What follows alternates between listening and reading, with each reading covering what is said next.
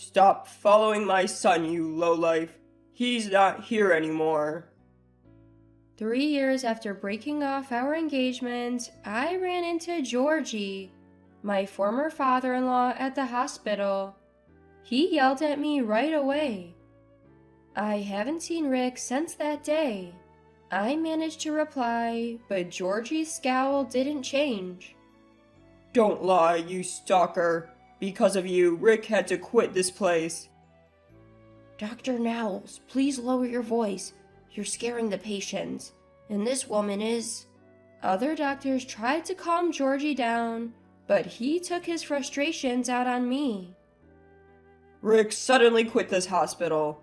My son, who never defied me, had to leave because you wouldn't stop following him. Wait a minute. I told you I haven't seen him since that day. Rick left on his own accord. Don't make me laugh. It's all your fault. Because of you, a child of a worthless mother, my son started defying me. My wife was so shocked she left me. You ruined my family. There's no point talking to this man any longer. Not only did he insult my mother, but he also blamed me for his son and wife leaving him, completely unaware of how much he had been stifling them. I was furious. Ignoring the red-faced Georgie, I walked away. Hey, we're not done talking. Just as Georgie grabbed my shoulder, a startled voice rang out. My name is Liliana. My life changed dramatically when my father passed away suddenly when I was in high school. My mother became depressed and her health deteriorated. Carrying an indescribable sense of anxiety, I decided to start working right after high school to support my family and my younger brother's future. Still, I was fortunate with my work relationships. The law firm where I worked as a secretary during the day had a good atmosphere, and the boss was very kind to me. The pub where I worked at night was run by a couple and frequented by nice regulars. I loved the homey atmosphere and the meals the owner cooked.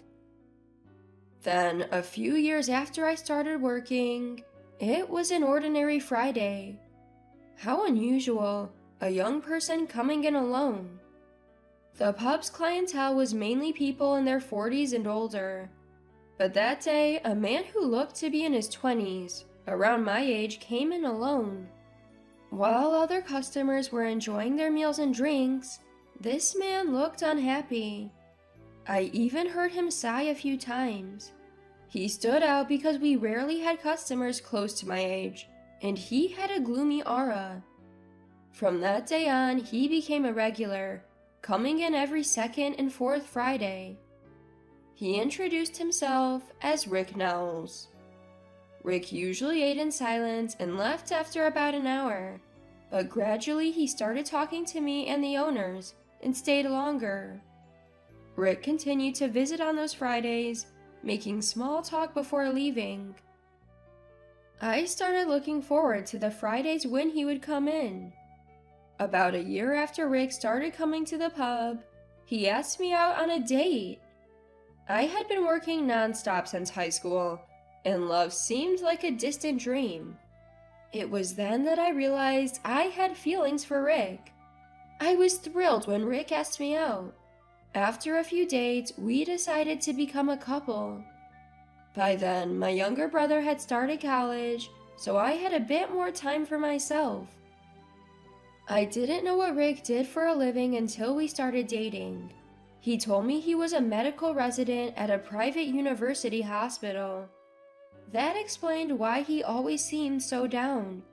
His family was full of doctors, and his father, also a surgeon, worked at the same hospital.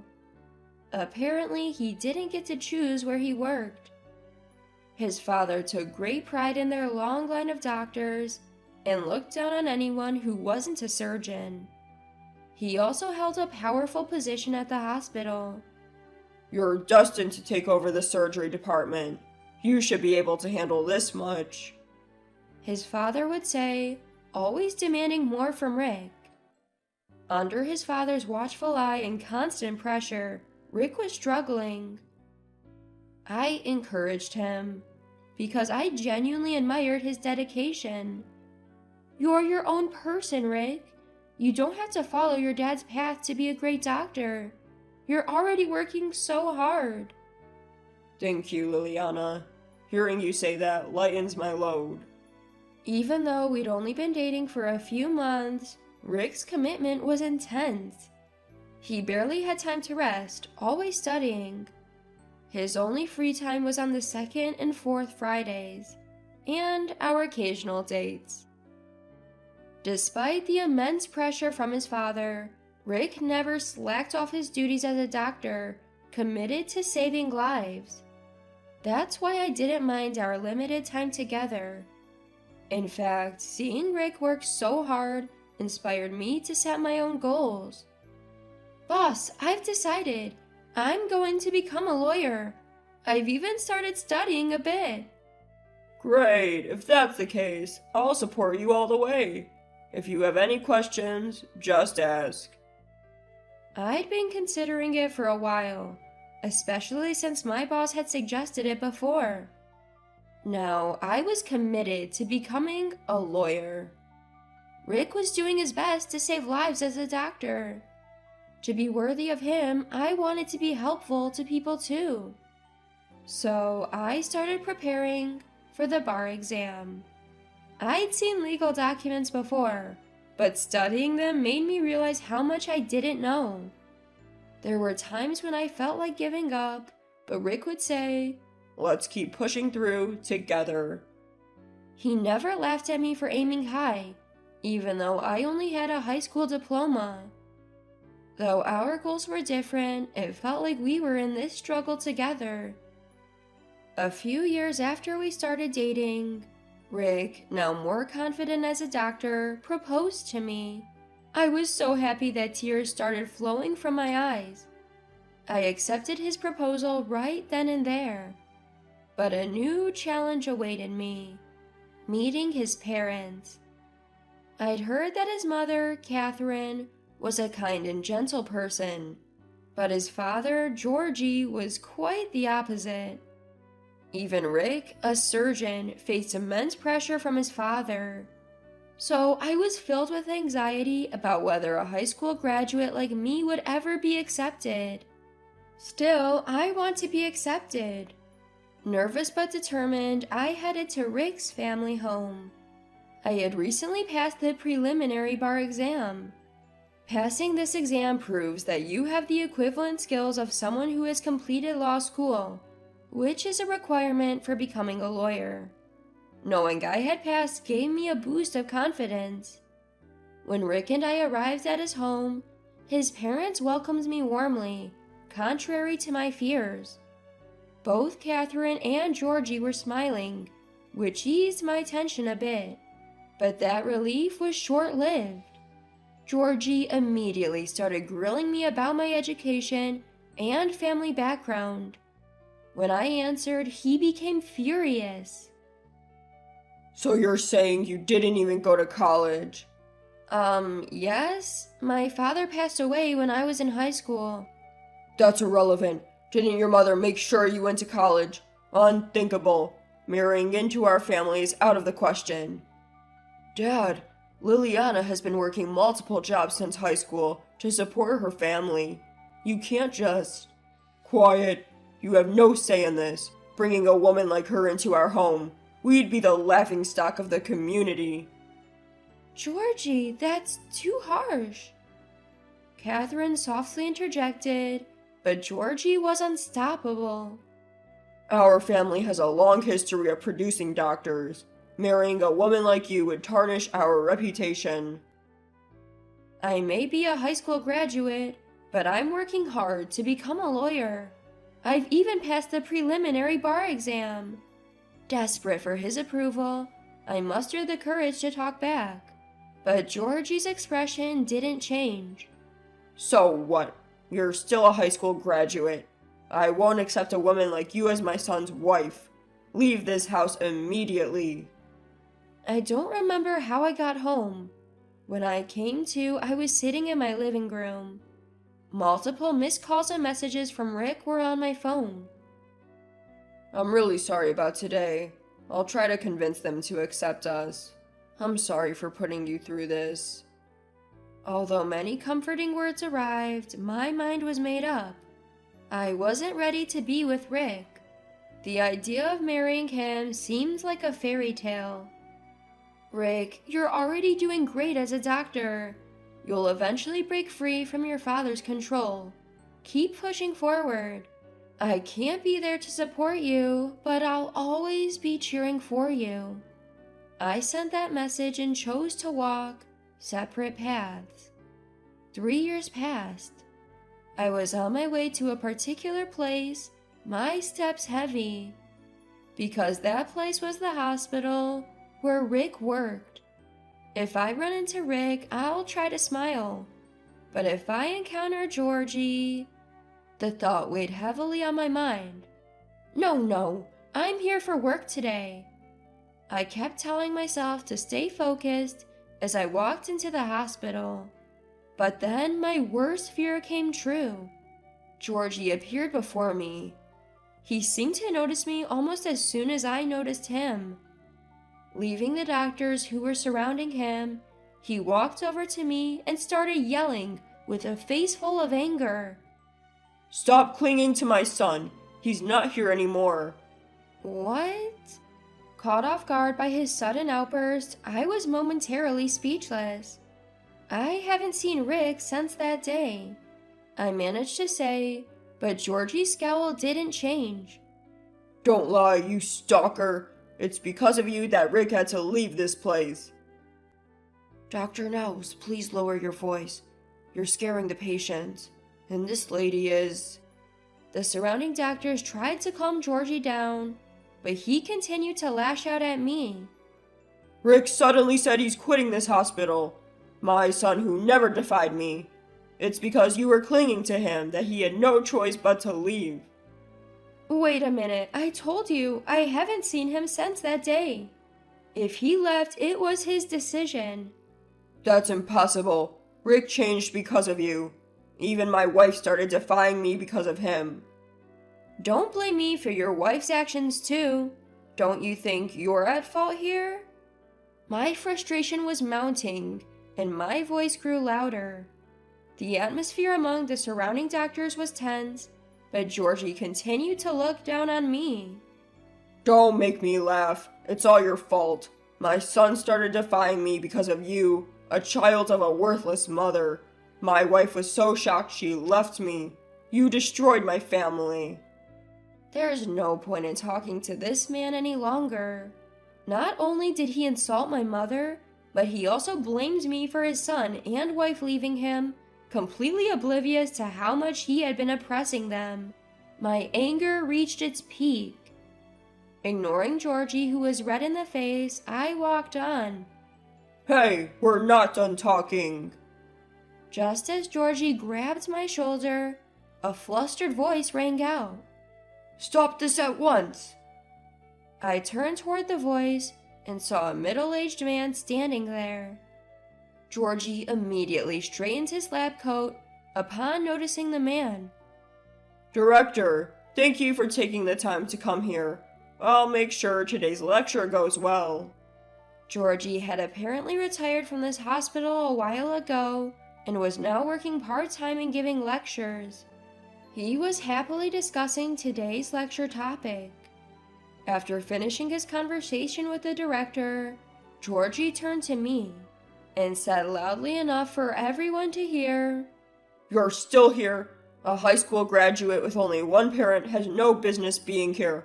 Leave immediately. He had just said, We're not done talking. But now he was telling me to leave? Perhaps he wanted to show off in front of the director, but it completely backfired. Georgie, how dare you say something so rude? Besides, I didn't come here to see you. I came to see her. What? Caught off guard by the unexpected words, Georgie looked stunned. The director shot him a glare filled with anger. She's the attorney handling the lawsuit this hospital is currently facing. How dare you treat her so rudely? A lawyer? Her? Enough! If you continue to be disrespectful, there will be consequences. Wait, Director, there must be some mistake. She's just a high school graduate and from a single-parent home. How could she possibly become a lawyer and ruin my family? Georgie seemed to be trying to convince himself that I couldn't be a lawyer, but the director was telling the truth. After that incident, I passed the bar exam and became an attorney. About 6 months ago, this hospital was sued by a patient's family for alleged medical malpractice. I was called in as the lead attorney, something Georgie, who had retired, was apparently unaware of. Despite the director's warning, Georgie continued to belittle me. The director confronted him fiercely. Didn't you understand what I said? If you're rude to her, you won't get off lightly. Director! Georgie looked overwhelmed.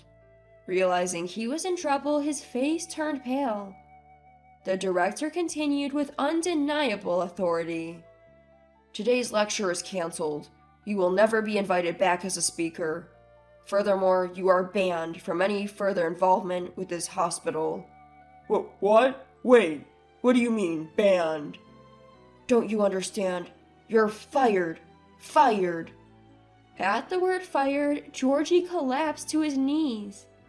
Director, this is the only place I have left. My son and wife are gone, and this is the only place where I feel I have a purpose. Please, anything but firing me. That's not my concern.